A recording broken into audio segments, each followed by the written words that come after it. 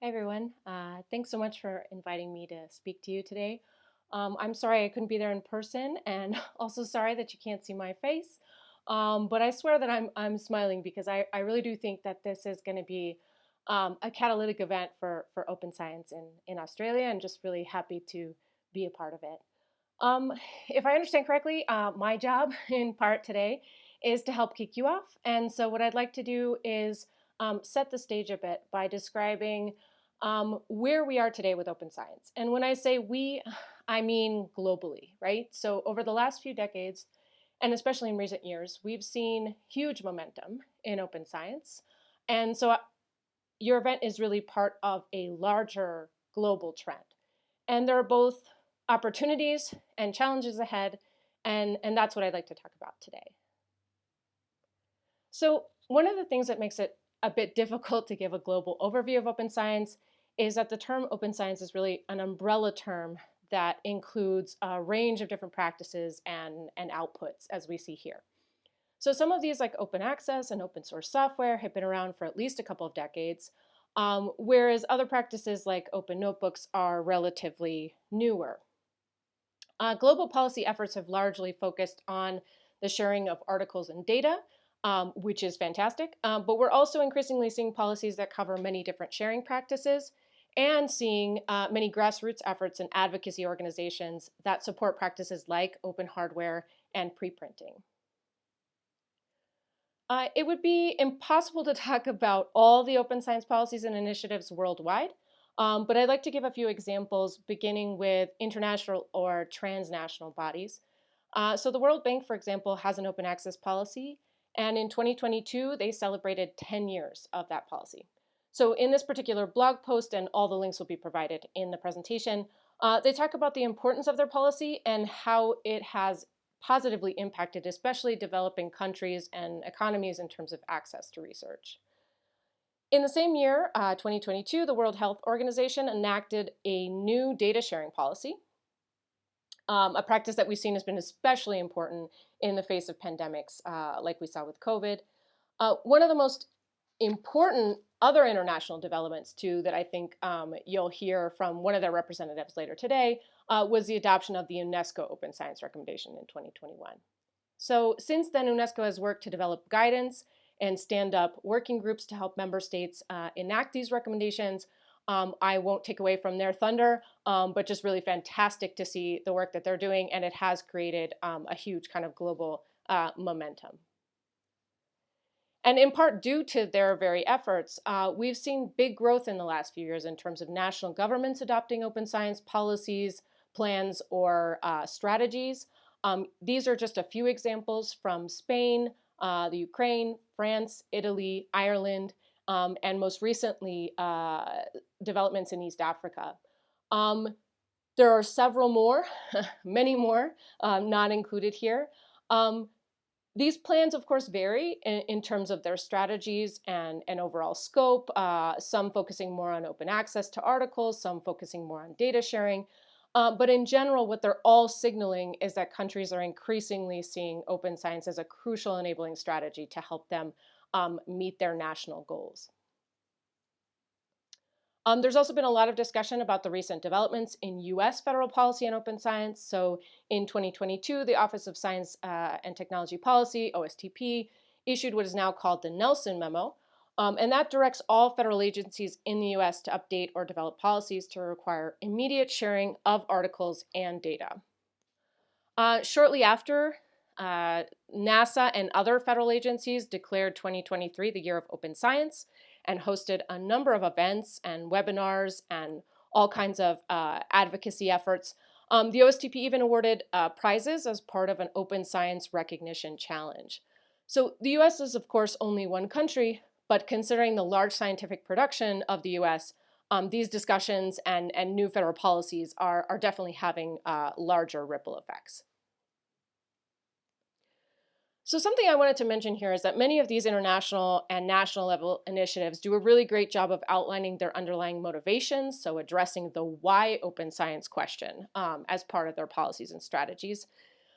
This example comes from the UNESCO recommendation, and I think it's really a great framework because not only does it give guidance for member states in terms of the values and principles they should keep in mind while developing open science policies or strategies.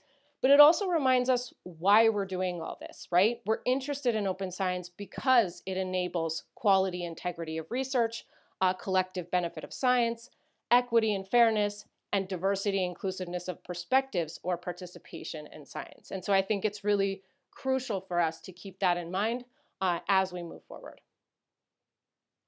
And that brings us again to this question of why open up science, right?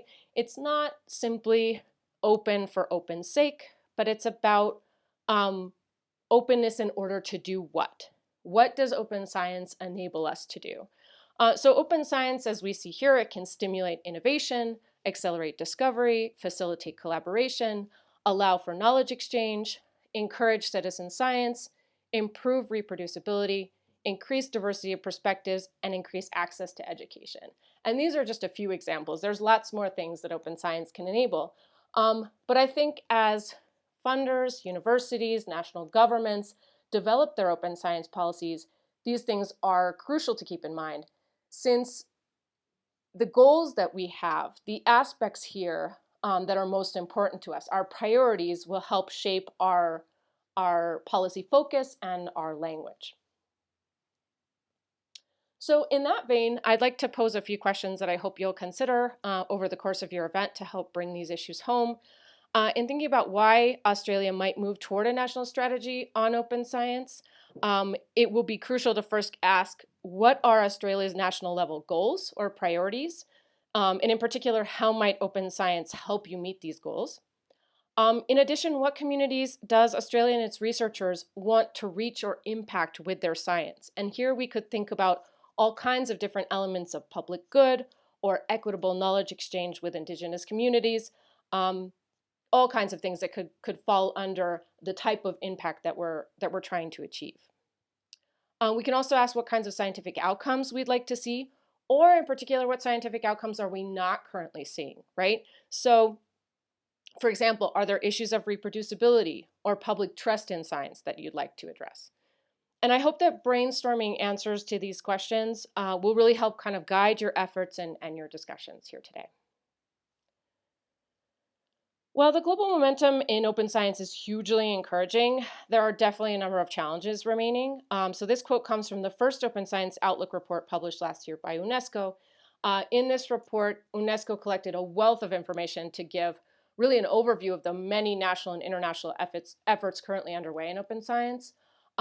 And they say here, and I'm just going to read this quote, while the findings point to increases in the adoption of open science practices across regions and disciplines, this growth has been uneven.